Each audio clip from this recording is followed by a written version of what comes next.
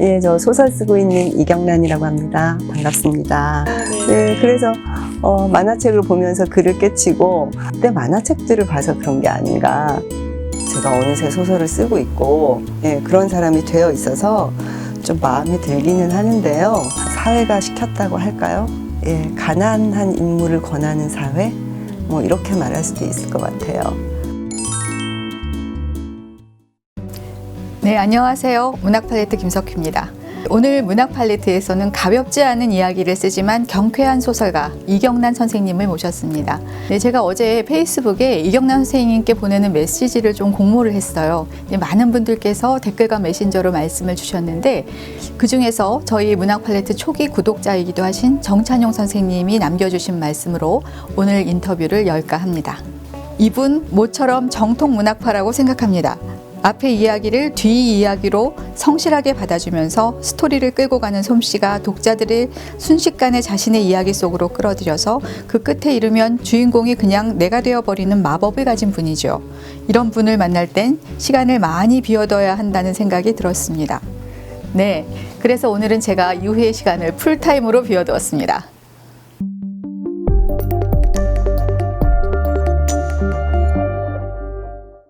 2018년에 문화일보 신춘문예에 오늘의 루프탑이 당선되어 작품 활동을 시작하셨습니다. 그래서 소설집 빨간 치마를 입은 아이, 5개의 예각, 그리고 장편소설 오로라 상여의 집사들이 최근에 나왔었죠.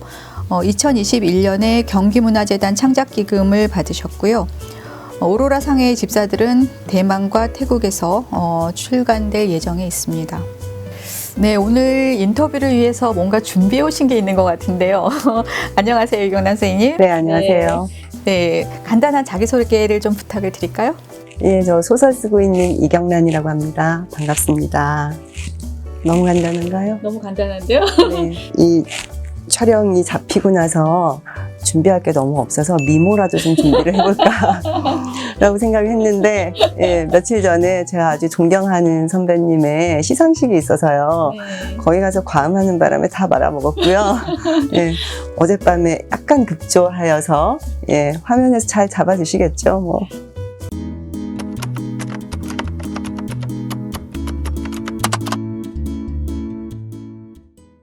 선생님 2018년도에 데뷔를 하셨어요. 그래서 오늘의 루프탑이 당선되면서 데뷔하셨을 때 그 소감에서 보니까 재미없고 실용적인 나의 뇌구조라는 표현을 쓰셨더라고요. 근데 저는 좀 이 말씀이 겸손으로 느껴지던데요. 제가 선생님 소설 곳곳에서 그 웃음 요소랄지 아니면 유머랄지 이런 걸 굉장히 많이 느꼈거든요. 그러니까 크 하고 웃어지는 그런 부분들이 많이 있었어요. 그래서 그로부터 5년이 지난 지금 2023년 연초인데요. 지금은 어떻게 생각하시는지 궁금하네요. 그때 당선 소식을 듣고 당선 소감을 써야 되는데 남들은 다 너무 멋지게 쓰시는 거예요. 근데 저는 아무리 생각해도 멋지게 쓸 말이 없어서 나는 이렇게 재미없는 사람이구나 하는 거를 이제 절감하게 됐고요. 그때 마침 눈이 내려서 그래서 이 기쁨을 누리면서 눈이 뭔가 축복해주는 듯한 느낌? 이걸 누리면 되는 거였는데 강을 건너면서 눈이 와서 큰일 났다, 집에 어떻게 가지? 이 생각을 하고 있는 거예요. 제가 눈이 내려서 너무 아름답다 이런 생각이 들지 않고 그래서 나는 원래 이런 사람인가 보다, 팩트를 말하는 사람인가? 뭐 이런 생각을 좀 했었던 적이 있어요. 그게 소감에 들어갔던 거고요. 그런 또 비하인드 스토리가 있었군요. 네. 저는 선생님 소설을 읽으면서 선생님 성장 과정이 좀 궁금해졌어요. 굉장히 다양한 이야기를 쓰시고 그렇지만 그 안에 어떤 공통적으로 흐르는 어떤 분위기 같은 것도 분명히 있었거든요. 그래서 어떤 유년 시절, 어떤 청년 시절을 보내셨는지 좀 여쭤봐도 될까요? 그리고 소설 쓰기 전에 어떤 일을 하셨는지도 굉장히 궁금합니다. 네, 제가 글을 깨친 게 만화책 때문이었거든요. 제가 넷째 딸인데요. 어떤 만화 좋아하셨나요? 그때는 뭐 미네니, 엄희자 뭐 이런 순정 만화도 좋아했고요. 근데 제가 어릴 때 제가 넷째 딸이니까 언니들이 다 학교를 가고 저는 미취학 아동이었을 때 막내인 동생은 엄마가 업고 나가고 이러면 집에 혼자 있을 때가 있었어요. 그러면은 용돈을 받은 20원을 가지고 20원. 동네 만화가게에 가면 10원에 3권씩 묶은 책 3권을 빌릴 수가 있어요. 1박 2일로. 그러면 이제 10원이라는 거금을 만화책에 투자하는 거죠. 그래서 그걸 빌려오고 나머지 10원은 돌사탕이라고 하는 사탕을 사서 그 사탕을 먹으면서 혼자 만화책을 보다가. 선생님 고향이 어디세요? 예, 대구예요. 대구시죠? 예, 예. 대구면 그래도 시골은 아니지 않습니까? 그러니까 만화 가게가 있죠. 그러겠네요. 네. 근데 이 돌사탕 뭐 이런 얘기를 들으니까 저하고 선생님하고 그렇게 연배 차이가 나지 않는 것 같은데 굉장히 갑자기 이렇게 격차가 느껴지는. 괜히 얘기했나요? 네. 예, 그래서 만화책을 보면서 글을 깨치고 어떻게 이야기를 좋아하게 된 계기가 그때 만화책들을 봐서 그런 게 아닌가. 그때 투자를 하셨군요. 미래에. 그렇죠. 조기 교육이라고 할까요? 예, 예, 셀프 조기 교육. 네. 예, 예, 그렇게 어린 시절을 보냈습니다. 소설 쓰기 전에는 어떤 일을 하셨을까요? 선생님 굉장히 늦게 쓰셨어요, 소설을. 제가 아니지 뭐. 소설을 쓰는 네. 사람이 될 줄 몰랐어요. 작가지를 막연히 동경하기는 했지만 내가 소설을 쓰게 될 수 있을까? 이런 거를 가끔 생각해보면 무슨 소설을 써 내가. 저런 건 특별한 사람이 하는 거야. 뭐 이런 생각 들거든요. 창작은 아무나 하는 게 아니지. 뭐 이런 생각이요. 근데 나중에 보니까 제가 어느새 소설을 쓰고 있고, 예, 그런 사람이 되어 있어서 좀 마음에 들기는 하는데요. 그 전에 저는 대학 졸업하면서 잡지 기자를 했었어요. 그러셨군요. 한 10년 정도. 선생님 원래 전공이 네. 무엇인가요? 국문과예요. 그러니까 네. 연계가 좀 있긴 있었네요. 그래서 전공도. 많은 분들이 그렇게 말씀하시는데요. 창작은 전공과는 별로 상관이 없지 않나 그건 하는 그렇죠. 생각이 듭니다. 예. 이 전에 하셨던 김희정 선생님도 철학 전공하셨고 국문과나 문예창작과를 나오지 않고 소설을 쓰시는 분들도 많이 계신 것 같더라고요. 네. 네, 조금 엉뚱한 질문인데요. 소설 쓰시는 분들도 그렇고 뭐 기자들도 그렇고 잡지사 뭐 더 말할 것도 없을 것 같은데 선생님 마감 시간을 잘 지키시는 편입니까? 갑자기 궁금해졌어요. 저는 마감은 미리 합니다. 오, 네. 네. 미리 해서 원고를 쥐고 있다가 네네. 마감 날짜에 딱 맞게 또는 네. 하루 정도 먼저 드리는데요, 보통. 근데 제가 아직 등단한 지 얼마 안 됐기 때문에 아직은 신인으로서의 뭐 군기 같은 거 네. 이런 게 있어서 그렇기도 한 것 같아요. 근데 제가 과거에 잡지사에서 일을 할 때 월간지 일을 했었는데요. 네. 다달이 마감을 하게 되잖아요. 그렇죠. 이 마감이라는 것이 너무너무 지긋지긋한 거예요. 그렇죠. 목 조이는 것 같잖아요. 마감이 예, 그래서 반복되면. 제가 그 일을 그만두면서 가장 좋았던 것이 내 인생에 다시는 마감은 없을 거야 이거였거든요. 그래서 마감이 없는 인생을 살 수 있다니 이 얼마나 행복한가. 예, 근데 지금은 제발 누가 저한테 마감 좀 주세요. 빨리 청탁 좀 주세요. 뭐 이런 네. 마음으로 바뀌었죠. 아, 근데 그때 그렇군요. 마감 때문에 너무 고생했던 경험이 있어서 지금은 마감에 쫓기지는 말자. 자체적으로 일찍 마감을 하자. 근데 너무 일찍 원고를 드리면 이 사람 되게 성의 없네. 왜 최선을 다하지 않고 대충 써서 주나? 라고 생각 안 하시겠지만 예, 그냥 혼자 생각에 그렇게 보이면 안 되는데 뭔가 좀 세게 보여야 되는데 그래서 지켜서 보내는 편이고요. 예, 앞으로도 그 마감 날짜는 반드시 지켜야겠다라고 생각하고 있습니다. 네, 너무 훌륭하십니다.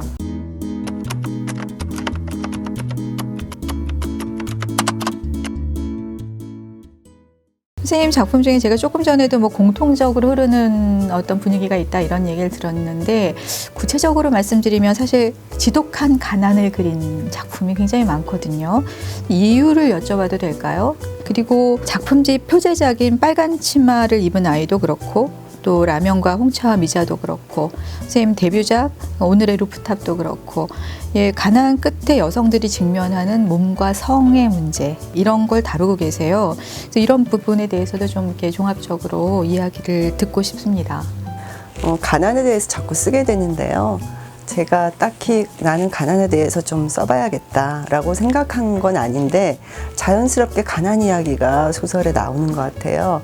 그래서 그 이유를 제가 이런 질문들을 받으면서 곰곰이 생각을 해보니 어쨌거나 자본주의 사회에서 가장 무서운 것은 가난인 것 같아요.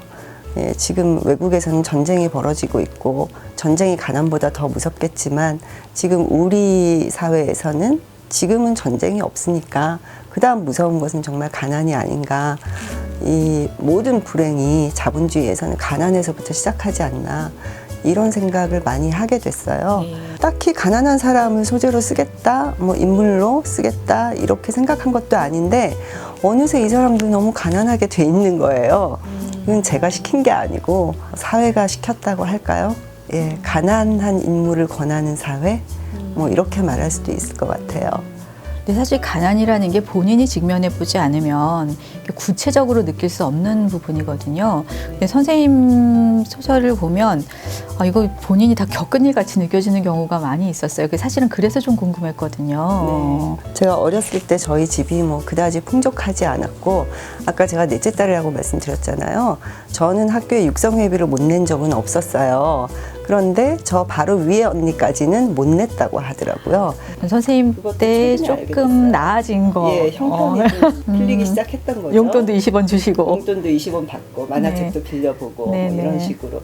예, 그리고 성에 대해서 말씀을 드리자면 성은 사실 뭐 가난하든 가난하지 않든 모든 인간이 직면할 수밖에 없는 큰 문제라고 볼 수 있잖아요. 그런데 이 가난한 여성의 경우에는 정말 가난이 습격했을 때 내가 가진 모든 것을 다 팔고 능력이든 뭐든 다 팔았을 때 마지막 남은 것이 여성의 몸이고 성이기 때문에 그런 불행한 역사들이 많이 있었잖아요. 굳이 뭐 성을 개입시켜야 되겠다 이렇게 생각한 적은 없었지만 그 인물을 쭉 따라가다 보면 자연스럽게 그런 문제에 봉착하게 되는 것 같아요. 예, 그래서 그런 이야기들이 또 소설에 담길 수밖에 없는 것 같습니다. 그러니까 종합적으로는 선생님이 뭐 직접 경험을 하지 않으셨더라도 그 가난한 사람들에 대한 그러니까 사실 가난하다는 거는 사회적으로 하층 계급이잖아요. 네. 또 여성도 또 젠더에 있어서는 뭐 어쩔 수 없이 네. 하위에 속하는 네.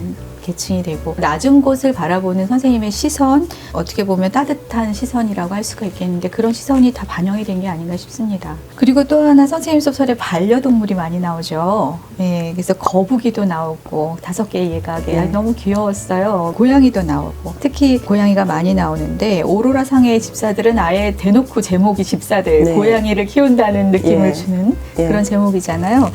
혹시 되게 고양이를 모시고 계신가요? 아니요, 저는 집사로 살기에는 너무 게으른 사람이라 아하. 예, 고양이님을 모실 수는 없고요. 그리고 제가 또 알레르기도 있기 때문에 동물 예. 털 알레르기 같은 게 있으신가 보죠? 모든 것에 알레르기가 있는 것 같아요. 심지어 향수 같은 것도 저는 지금 쓸 수가 없고요. 예, 컨디션이 좀 떨어지면 알레르기가 좀 심해지고 이런 편인데 그 오로라 상해의 집사들에서 그 집사들은 표면적으로는 고양이를 돌보는 집사들이죠. 그렇죠. 그런데 소설 내용을 끝까지 따라가 보면 이 집사들은 자기 자신을 스스로 돌보고 그리고 함께 살고 있는 인물들끼리 서로 돌보는 예, 그런 집사들로 끝이 나게 됩니다. 네. 예, 비단 고양이뿐만이 아니고요. 고양이가 아닌 자기 주변과 자기 자신을 돌보는 사람 그런 집사라는 단어가 그런 의미로 쓰인 거군요. 그러니까 네.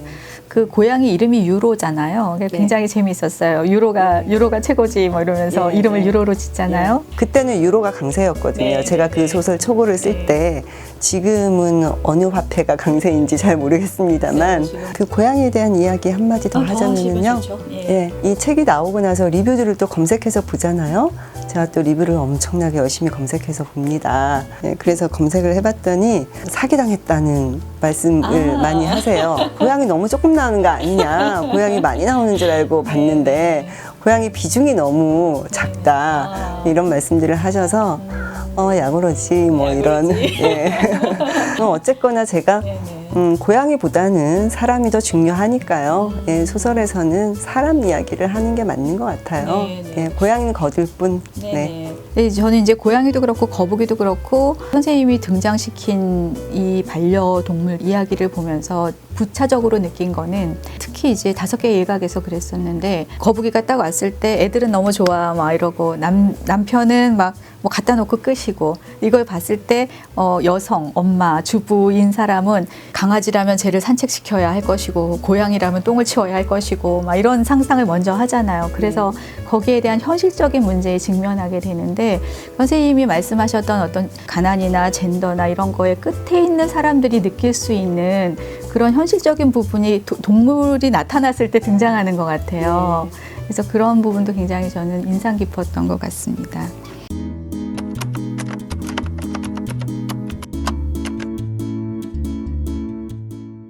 질문 드릴 게 너무 많은데 이 질문을 꼭 드려달라는 분이 계셨어요.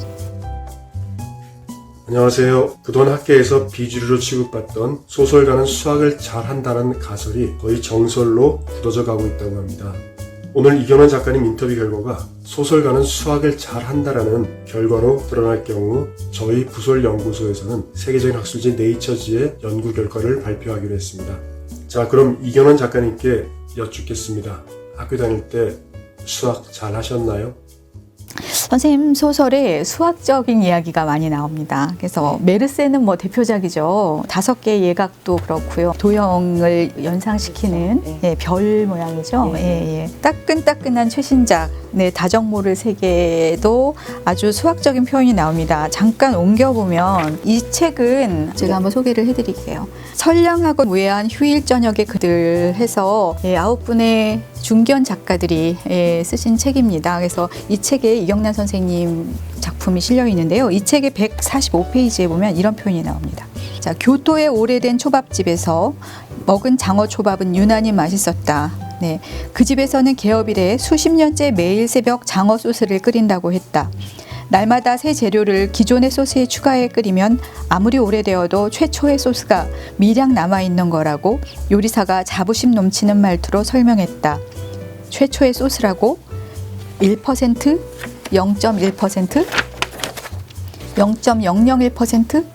그러고도 최초의 맛이 남아있다고 할 수 있는지 다정은 의아했다. 네.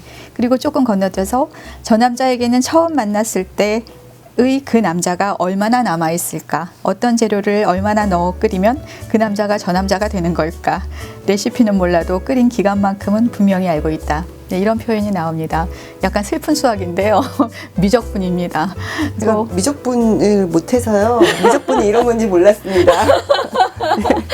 완전히 피해 가시는데요. 네. 한간에 소설가들이 수학을 잘한다는 설이 지금 나오고 있던데요. 왜 그럴까요? 그래서 최근에 장정희 작가님? 선생님, 네. 그 다음에 저희 그 문학 팔레트에도 출연해 주셨던 반수연 선생님, 그 반수연 선생님은 아예 그 수학 강사를 하신 적이 있다고. 네. 그래서 이런저런 이야기가 떠들면서 이경란 선생님에 이르러 이건 분명하다 이렇게 확신하신 분들이 계셨어요. 아, 예. 그래서 네. 세상은 정말 신비롭고 아이러니한 곳이죠. 예. 그분들은 수학을 잘 하시겠지만 저는 사실은 수학 때문에 대학 못 갈 뻔한 사람이거든요. 아, 정말요? 네. 고등학교 때 수학 시간이 되잖아요. 그럼 제가 쓱 일어나가지고 화장실을 갑니다. 그 자리를 피하기 위해서 가는 게 아니라 정말 몸이 반응을 하는 거예요. 과민성 대장 증후군 뭐 이런 거여서 수학 시간이 되면 반드시 화장실을 한번 갔다 와야 되는 그런 학생이었습니다. 제가 미분 문제는 비록 못 풀지만 미분의 개념이 이 몸 안에 새겨져 있다는 그런 훌륭한. 나는 원래 수학을 잘할 수 있었다. 나는 원래 그렇죠. 수학 천재였다. 뭐 이런. 제가 수학 유전자가 없지 않구나. 왜 수학을 못했을까? 이런 생각을 새삼 하게 됩니다. 네. 선생님 많은 작품을 쓰셨어요. 굉장히 정말 쉬지 않고 쓰셨던 것 같죠. 그래서 어떤 분들은 선생님 너무 많이 쓰셔서 걱정하시는 분도 계시더라고요. 실제로 그렇게 많이 쓰지는 않았어요. 소설 쓴 기간이 얼마 되지 않았을 뿐더러 겉보기에는 등단하고 얼마 안 됐는데 책이 나와서 많이 썼다고 오해하실 수 있는데요. 저는 이런 오해는 정말 너무 감사하고요. 예, 감사합니다. 제가 헤아려 보긴 한 12편 정도 단편을 쓰신 것 같고요. 그거보다 조금 더 많을 수는 있을 것 같은데. 예, 그보다는 더 많죠. 예, 제가 등단할 때 이미 20편 넘게 쓴 상태였어요. 그렇군요. 예. 등단하신 이후에 그러면 몇 편 정도 쓰셨을까요? 단편을. 안 세봤는데요. 지금 이 책에 묶여서 나온 거 하고 앞으로 책에 묶일 거 하고 발표가 된 거를 보면 한 17편 정도? 예, 많이 발표한 해는 한 해에 4편 발표한 적도 있었어요. 예. 그게 꼭 좋다는 것이 아니라 발표라는 거는 사실 청탁이 와야 할 수 있는 거기 때문에 예, 제가 굉장히 운이 좋았던 경우에 속하고요. 예, 이 자리를 빌어서 감사드립니다. 많은 작품 가운데서 선생님 가장 애착이 가는 작품 혹시 꼽으실 수가 있을까요? 뭐 이렇게 작가분들한테 이런 얘기 굉장히 이 새끼 중에 누가 제일 예뻐하는 거랑 똑같은 거라고 하시던데 그래도 혹시나 꼽을 수 있는 게 있다면 좀. 네, 이 질문이 항상 빠지지 않고 나오는데요. 나올 때마다 정말 괴롭습니다. 예. 네, 가장 애착이 가는 작품을 굳이 꼽으라면은요, 아무래도 등단작을 우선 꼽아야 될 것 같고요.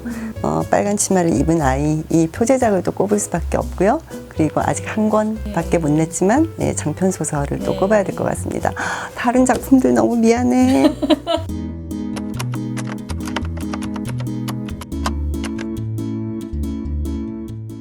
시간이 정말 후딱 가버렸습니다. 네. 그래서 문학 팔레트와 독자들에게 한 말씀 해주시는 것으로 오늘 인터뷰 시간을 아쉽지만 마칠까 합니다. 여러분 동영상 봐주셔서 정말 감사합니다. 구독 설정, 좋아요, 알림 설정 예, 기본으로 해주시고요. 예, 그리고 독자들께 한 말씀 드리자면 예, 책은 읽으려고 사는 게 아닌 거 아시죠? 사놓은 책 중에서 읽으시는 겁니다. 예, 여러분 책 좀 사주세요. 감사합니다. 네, 튀르키예 지진으로 수많은 사상자가 생겼다는 소식을 접하면서 마음이 무거운 요즘입니다. 사람의 삶과 죽음의 경계가 그렇게 멀지 않다는 생각을 하게 되고요. 네, 어서 지진의 상흔을 딛고 회복하실 수 있기를 기원하면서 오늘의 인터뷰를 마치겠습니다. 들어주셔서 감사합니다.